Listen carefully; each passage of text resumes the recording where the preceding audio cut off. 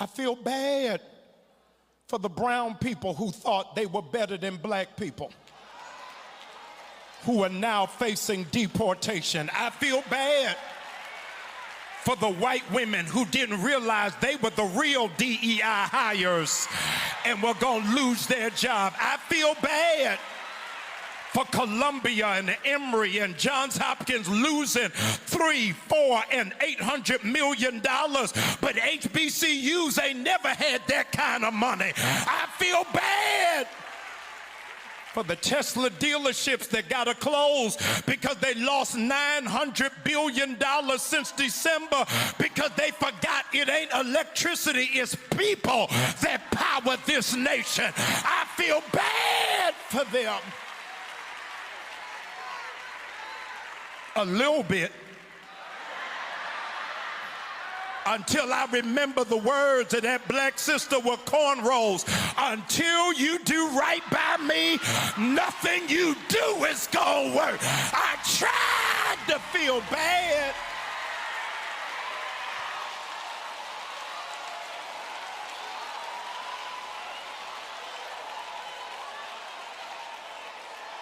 I feel bad for those who persecute you for righteousness' sake, for they don't know that the kingdom of heaven is about to be yours.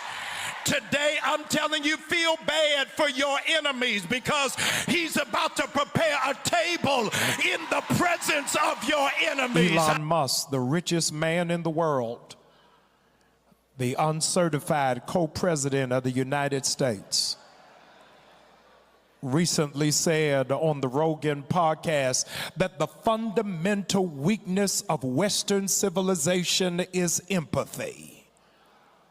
Did you hear what the richest man in the world said? He said the fundamental weakness of Western civilization is empathy. The inability to feel for others is at the root of what you are seeing take place in America right now. They don't have any feelings for the 5.8 million blacks that are getting ready to be purged off of Medicare. They don't care, have no feeling for the 64% of those who are on Medicaid that are black because the wealthy have private doctors.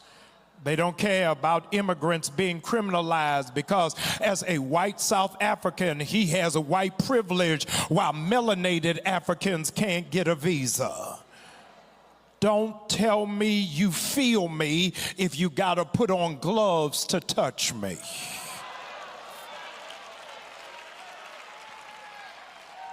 Psychology Today recently published an article by Dr. Douglas Lieber that has boldly pronounced that America has a newly classified disease.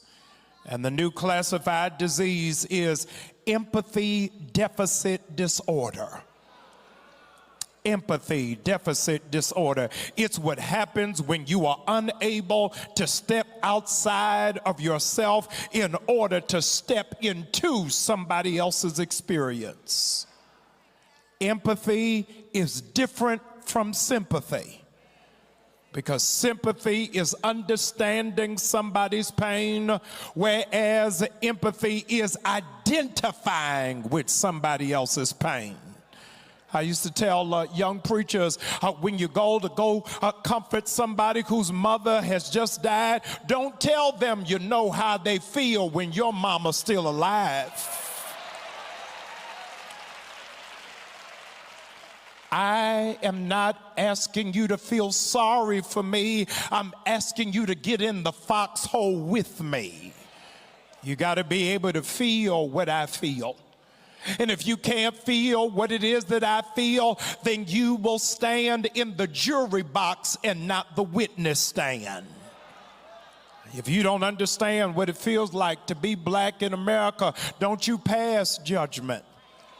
You got to know what it feels like for my heart rate to accelerate anytime I see police pull up behind me. You got to know what it feels like to be vulnerable as a woman, to walk through a parking lot by yourself and you hear footsteps coming up behind you. You got to know what it feels like to not get your prayers answered but still have a prayer life. You got to know what it feels years of having inequitable education opportunities. 300 years of medical apartheid. Now Target, Walmart, McDonald's, John Deere, Amazon feel like this is going to break us. This is not our first rodeo.